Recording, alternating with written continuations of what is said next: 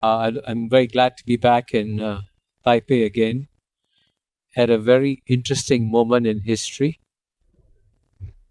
because what's significant about our times is that we're probably going to experience greater change in the next 10, 20 years than we have in a long time in human history. Major changes are coming. What I hope to do today is to share with you my view on what these changes are, and also talk about the implications for Taiwan. And I must emphasize that I'm trying to speak to the people of Taiwan as a friend of Taiwan, because as you look around the world and you ask yourself which parts of the world can possibly suffer a great deal as a result of these changes, it's clear that there are some dangerous flashpoints in the world and some less dangerous, or frankly even relatively peaceful areas of the world. And if you had to do a list of some of the most dangerous areas in the world, by any objective calculation, Taiwan comes very high up on the list. So that's why it's very important for the people of Taiwan to understand clearly what is happening, especially in the field of geopolitics. And that's why I believe you call it the Geopolitical Summit. And then we can also talk about what the impact will be also of the US presidential election. So what I plan to do, therefore, in my remarks is to divide them into 5 parts. The first part, I hope to try and give you a broad overview of the big structural changes happening in the world. Part 2, I would like to talk about one particular contest, which actually has been mentioned in the opening remarks, that clearly will have an impact on Taiwan, which is the geopolitical contest between the United States and China. And thirdly, I want to discuss a question which I'm sure is at the back of your minds. Who's going to win? United States or China? And fourthly, I'll talk about what impact, if any, will there be on the relative choice of Donald Trump or Kamala Harris in this election. And finally, I hope to conclude by making some suggestions, hopefully helpful suggestions, on how Taiwan can navigate its way through treacherous waters. So let me begin in part 1 by talking about the larger structural changes. And it's important to emphasize here that these structural changes are phenomenal. I'll just give you one example, right? For the past 200 years, in one way or another, world history has been dominated by the West. Clearly. In fact, 100 years ago, every corner of the world was all colonized by Western powers. My ancestors come from India. In the year 1924, 100,000 Englishmen could rule over 300 million Indians. Isn't that stunning? Is that amazing? That was the world. That was the West.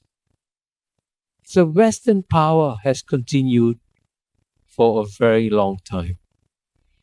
But we are now clearly reaching the end of the era of Western domination of world history. But I hasten to add that the end of Western domination of world history is not the end of the West. The West will still remain the single strongest civilization, still have an impact on the world, but its ability to dominate the world is disappearing. And I just to give you one concrete example. As you all know, after Russia's invasion of Ukraine, which as you all know, clearly was illegal under international law, many countries, in fact a majority of countries in the world, condemned the Russian invasion of Ukraine. And in response to the invasion, the West imposed sanctions on Ukraine, thinking, hey, this is the right thing to do. And the international community will, of course, support the West in imposing sanctions on Ukraine. That would have been a natural thing that the West expected. But instead, 85% of the world's population did not follow the West in imposing sanctions on Russia. 85% of the world did not follow the West. So paradoxically, what the West thought was a move that would end up isolating Russia ended up actually in a move that showed the relative isolation of the West from the rest. And the waking up of what I call the global South, who, by the way, represent 88% of the world's population. The West only represents 12%. The 88% which were dormant for a long time have woken up. And so the texture, the chemistry of the world is changing as a result. And if you want to understand the scale of these changes, maybe let me compare it to something that you all understand. You all know that climate change is having a dramatic effect on our world, right? We're seeing all kinds of new weather phenomena emerge, droughts, hurricanes, typhoons, remarkable changes in the world. But that's what's happening in the physical sphere. But in the geopolitical sphere, we are also experiencing geopolitical climate change.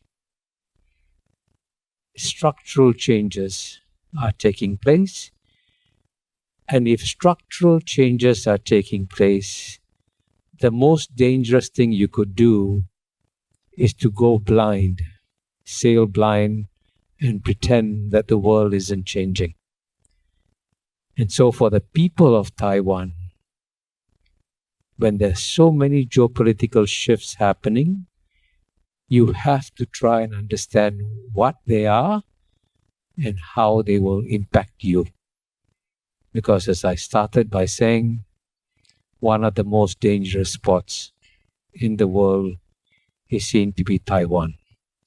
And to understand why, let me now go to part 2 of my remarks and talk about the biggest geopolitical contest, which is always the one within the world's number one power, which today is United States of America, and the world's number one emerging power, which today is China. And it is, I think everyone knows that a major geopolitical contest has broken out between US and China, and there's no question that it will accelerate over the next 10 years. And so Taiwan is clearly going to be affected by this because you're going to be a pawn in this contest. Pawns often get sacrificed, So it's important for pawns to be geopolitically adept and make sure they don't get into the line of fire. But of course, one thing that you need to do is to also understand what are the structural forces driving this contest. And I highlight 3 of them. One is, of course, what I call the iron law of geopolitics. Whenever the world's number one emerging power, which today is China, is about to overtake the world's number one power, which today is United States, the world's number one power always pushes down the world's number one emerging power. This is like an iron law of geopolitics. But this is also something that is well known. I think, as CY may have mentioned, Graham Allison has been here. He's written a book, Destined for War, in which he's done case study after case study of such power transitions. And most of the time, it leads, in his view, to contestation and often to wars. So what is therefore happening between US and China is predictable. It's not surprising, right? This is normal. But everyone talks about this. But the second structural force that is at play here in the US-China contest is one that no one talks about. In fact, I seem to be the only one speaking about it. And I call it the fear of the yellow peril. Now, the fear of the yellow peril, it's important to understand, has lain buried in the Western imagination for 800 years or so, ever since the Mongols almost conquered Europe. And this fear has surfaced in literature from time to time. Now, if you think that this is a figment of my imagination, I add a very important historical fact that 130 years ago, the United States Congress passed a piece of legislation called the Chinese Racial Exclusion Act. Chinese Racial Exclusion Act. Why? A fear of the yellow peril. And the only reason why I emphasize this dimension is that you may think that in this contest between United States and China, that it will be driven by rationality and cold calculations. And that may not be bad, but it's also driven by emotions. And when it's driven by emotions, it can become more dangerous. And that's why you've got to be very, very careful managing this contest, because you've got to understand the emotions behind them and why this will drive the contest forward. And then the third structural force I mentioned is the ideological dimension, which is there.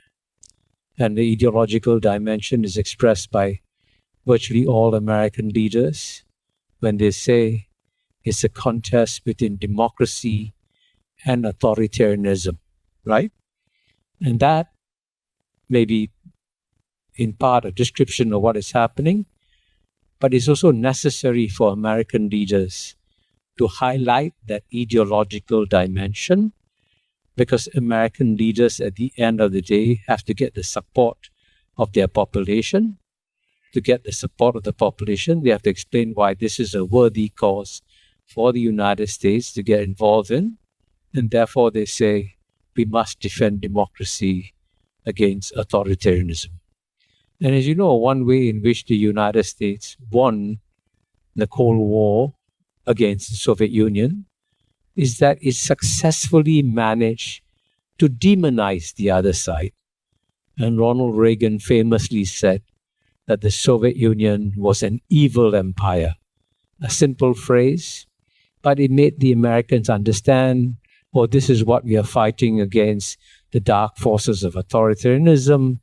And therefore, a major effort, quite naturally, is being made to demonize China too, and that reflecting the ideological dimension.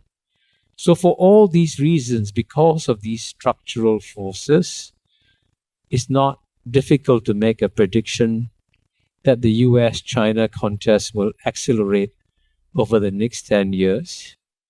And it's also, by the way, at the same time, there's also a deeply held conviction in Washington, D.C., that the United States probably has about 10 years or so to stop China. Because the United States has calculated quite rationally that if China's economy continues to grow, if China becomes number one economy in the world, then things will change significantly. And so if you think you have 10 years, you will step up your measures against China, and that's what we will see. 朋友都知道我是很挑剔的，防晒乳我选 KS 皇家呵护抗光清爽高防晒凝露，因为它有媲美蓝光神盾的抓藻植萃，保护我在阳光下延缓肌肤老化，维持青春弹力，可以防御工作环境里的3C 商品，各种光源对肌肤的伤害，擦起来清爽不黏腻。我特别喜欢它做到海洋友善，365天，天天抗光抗老化，是我的保养日常。你呢？呵护您，呵护全家人，专属你的 KS Royal Care 抗光清爽高防晒凝露。